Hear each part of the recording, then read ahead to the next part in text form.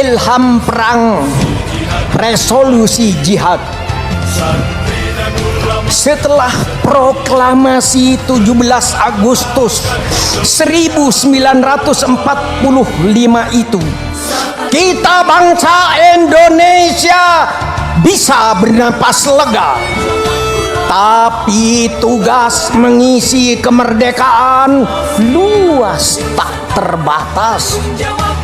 Dan penjajah Belanda si angkara murka tidak rela Indonesia menjadi tanah merdeka. Belanda masih bernafsu untuk tetap mencengkeramkan kuku-kukunya yang tajam kepada Indonesia.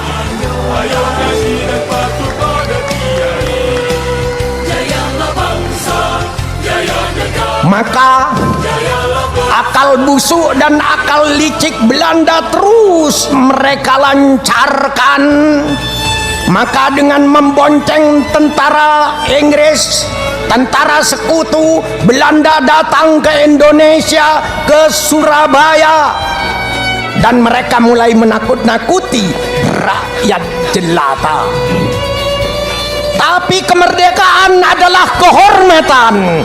Rakyat Surabaya dan Jawa Timur dan seluruh Indonesia tidak rela Indonesia kembali dijajah.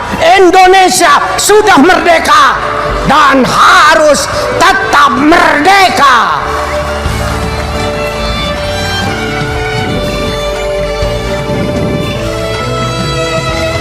Melihat gelagat yang sangat berbahaya itu, rakyat Surabaya mulai waspada.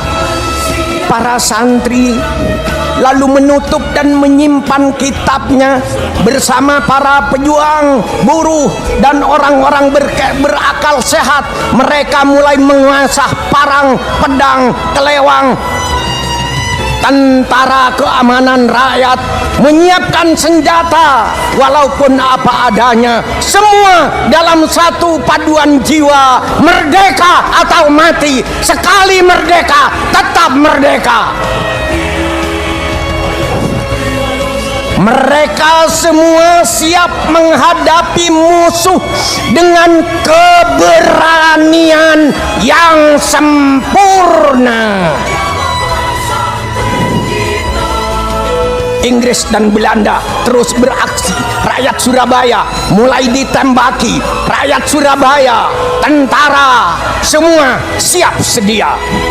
Saat itu pula seorang kiai sepuh, Kiai Hasyim Asy'ari namanya, yang melihat umat dengan kacamata rahmat, bahwa terasa berat bagi beliau penderitaan umat.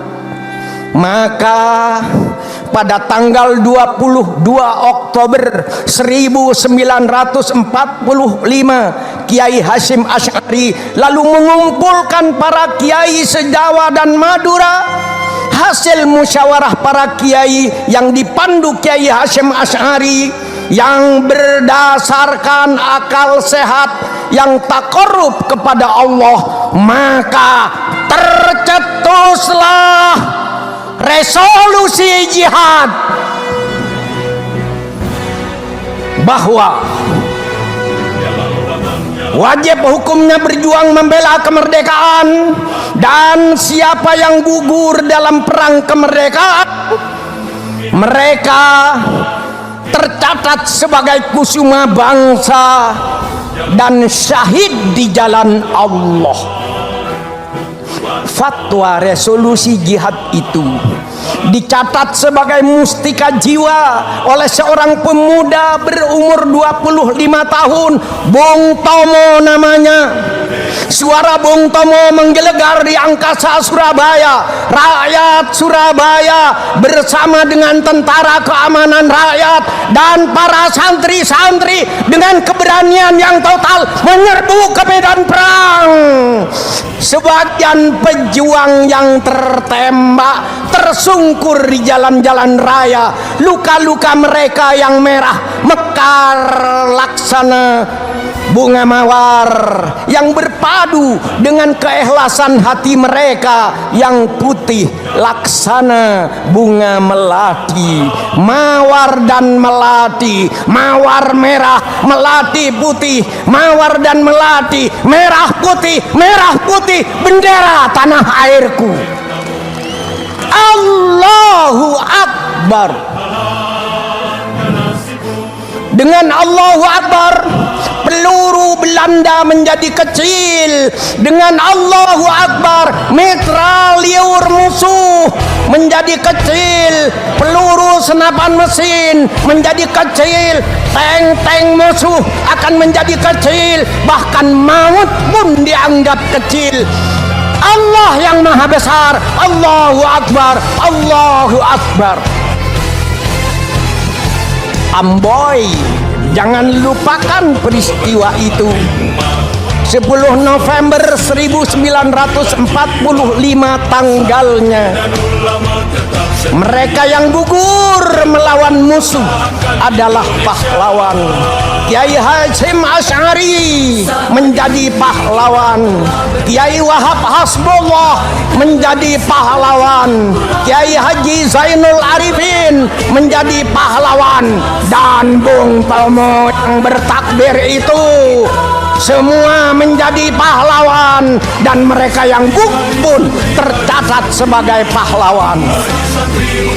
Maka tanggal 20 Oktober kemudian dicetuskannya resolusi jihad, kemudian menjadi Hari Santri Nasional.